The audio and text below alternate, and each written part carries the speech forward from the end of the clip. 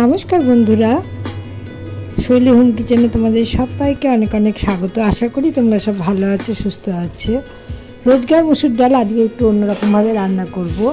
গরমে পাতলা ডাল খাওয়াই উচিত, তাই জন্য আজকে রান্না করছি একটু অন্য ধরনের মুসুরির ডাল। মুসুরির ডাল খুব ভালো করে ধুয়ে নিতে হবে। মুসুর ডালে অনেক নোংরা থাকে, এগুলো বারবার করে কচলে কচলে ধুয়ে নিয়েছি। কড়াই গরম জল বসিয়ে নিয়েছি এবং এর মধ্যে মুসুর ডালগুলো ধুয়ে দিয়ে দিয়েছি। মুসুর ডাল গরম জলে দেওয়ার পর ভালো করে নেড়ে দেব।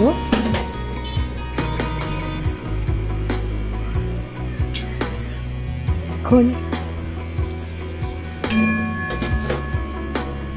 জল ফুটতে শুরু করেছে, উপরে সাদা যে ফেনাগুলো ভেসে উঠেছে সেইগুলো ভালো করে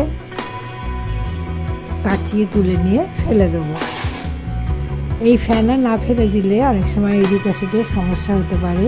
তাছাড়া এই ফেনা না ফেললে ডালের স্বাদও অনেকটা নষ্ট হয়ে যায়।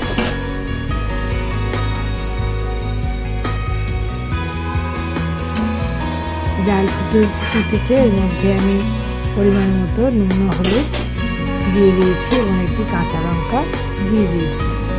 খুব ভালো করে ডাল কাটা দিয়ে আমি ডালগুলো গলিয়ে নেব।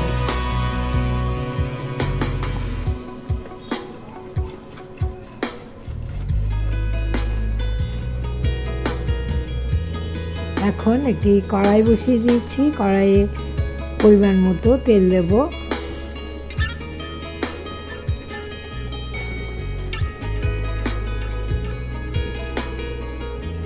তেল গরম হয়ে যাওয়ার পর এর মধ্যে দেব শুকনো লঙ্কা আর 5 ফোড়ন। এই গরমে হালকা পাতলা ডাল খাই ভালো। আমি শুধু 5 ফোড়ন দিয়ে আজকে এই মুসুর ডাল রান্না করছি।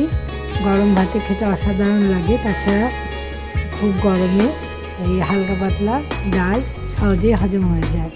শুকনো লঙ্কা, একটি শুকনো লঙ্কা দুভাগ করে দিয়ে দিলাম ও দিলাম 1 চামচ 5 ফোড়ন।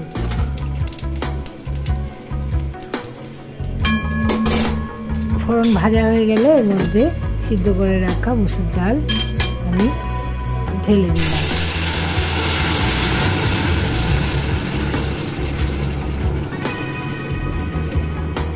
ডাল ফুটতে শুরু করেছে, এই সময় একটু নাড়াচাড়া করে গ্যাসের ফ্লেম বন্ধ করে নামিয়ে অন্য পাত্রে ঢেলে নেব। আজকের রেসিপি এই পর্যন্ত। রেসিপিটি যদি ভালো লাগে তাহলে লাইক, শেয়ার, কমেন্ট করবেন এবং শৈলী হোম কিচেন চ্যানেলটি বেল আইকন সমেত সাবস্ক্রাইব করবেন।